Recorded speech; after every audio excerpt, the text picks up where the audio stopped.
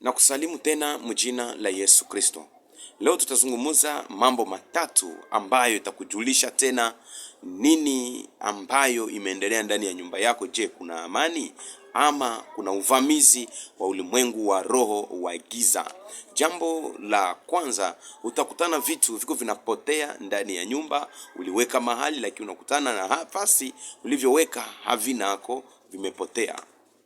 Jambo la pili, unaweza ukaweka pesa vizuri tu, unaiweka nafasi nzuri, lakini unakutana pesa haieneani, ama unakutana pesa imetoweka, haionekani, na umetafuta kiasi kwamba hakuna aliweza kufungua chumba chako ama nafasi ulipoweka, lakini unakutana imepotea.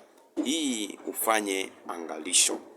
Na jambo la tatu, unaweza ukaona nguo zako zinapotea zaidi, hata nguo za ndani huwa zinapotea kwa wakati ambapo una mashambulizi, na unaweza ukaota pia nguo lako limepotea, na wakati utaenda kutafuta unakutana ya kuwa nguo haionekani.